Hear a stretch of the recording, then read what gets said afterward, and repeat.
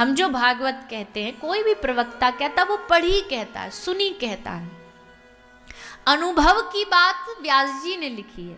ये भागवत उनका अनुभव है, हम तो उनका अनुभव सुनाते हैं। आंख बंद करके हम कथा बोलेंगे और कोई इसे लिख दे। गणपति जी ने कहा ठीक है, ये काम हम करेंगे, हम लेखनी में अच्छे, हम लिख देंगे, आप बोलते जाना। व्यास जी तैयार हो गए, लेकिन गणपति जी की एक शर्त थी कि हम लगातार लिखेंगे, रुकेंगे नहीं बीच में, आपको लगातार बोलना पड़ेगा, अगर आप रुके तो हम छोड़ देंगे लिखना।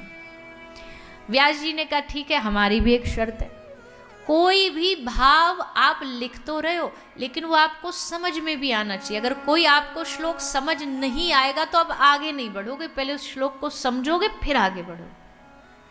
गणपति जी ने कहा ठीक है, हमें भी मंजूर है।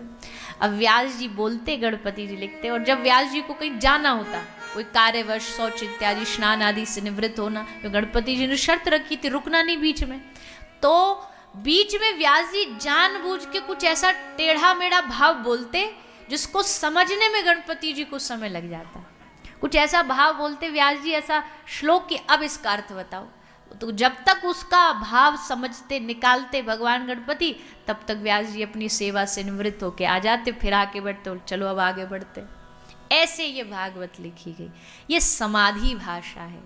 आज से 5000 साल बाद कलयुग कैसा होगा और कलयुग का अंत कैसे होगा, ये सब व्यास जी ने आज से 5000 साल पहले लिख दिया, अपनी दिव्य दृष्टि से देख करके।